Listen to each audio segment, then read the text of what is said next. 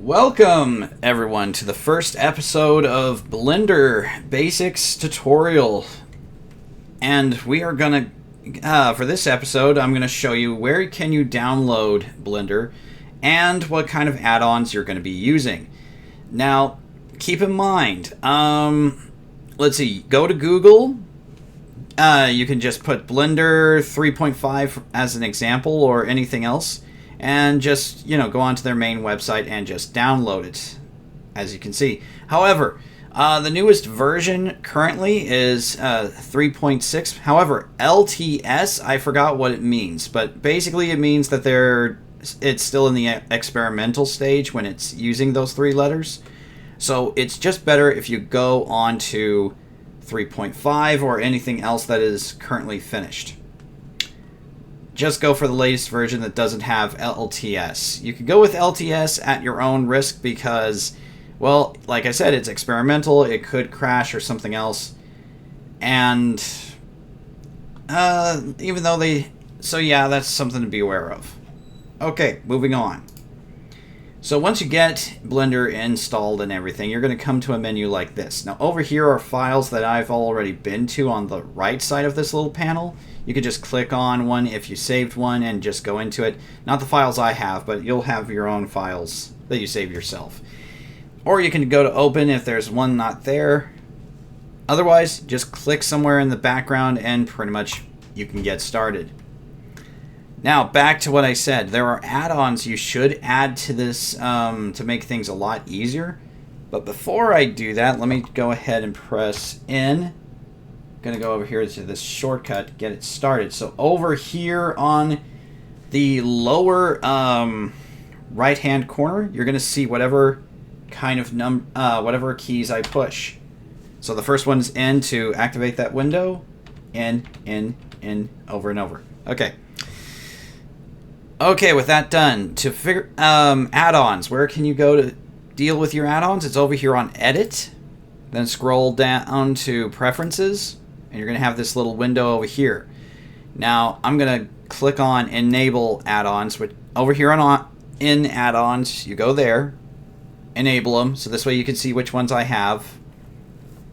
And the ones I do recommend is Curve Tools, Extra Objects, ANT Landscape, Extra Objects, Bone Selection. Let's scroll down a little bit. Import Images and as Planes. STL Format. Now that one is just in case you're doing 3D printing.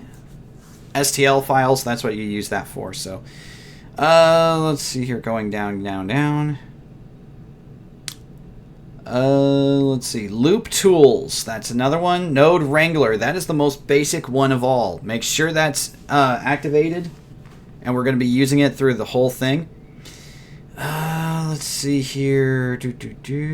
And that's about it. Now, some of these others that I have, either I couldn't get them to work or they're just there as part of the basic default stuff. Now, Node Wrangler activates a bunch of basic things that you need to use. I kind of forgot what it does, but yeah, just make sure it's activated. Loop Tools are very important. Let's see if I remember correctly. Oh yeah, Curve Tools. I forgot to mention that. Okay, so basically, yeah, Loop Tools do several different things to your mesh. That's what each object is called as a mesh. So let's see here, such as if you need a circle, and like if we took the four corners of one panel of the square here and we want to make a circle, we could. And you'll see plenty of that as we go through the tutorials. Not this one probably, but in future editions. Okay. Import images as planes. Okay, so let's say you want to make a hat or a sword or anything else and you want to get the proportions right. So you got an image of something and you want to go ahead and copy it onto there. So yeah, you can that's what this is for. So basically you can go on Google, for an example, take an image, put it on Blender, and you can basically shape a mesh to a similar size and shape. That's what it does. Let's see here.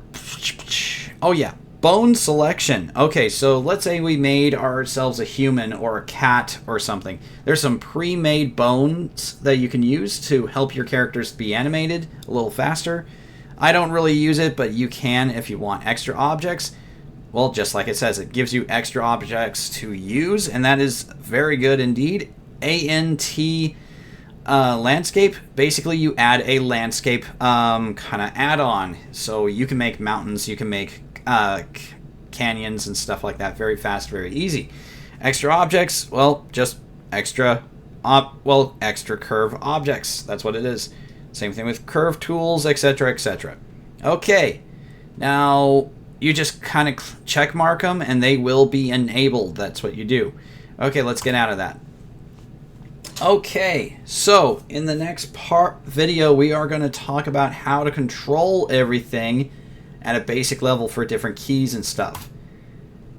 And let's see here. Yep. So we'll practice that over and over in the next video, and see you then.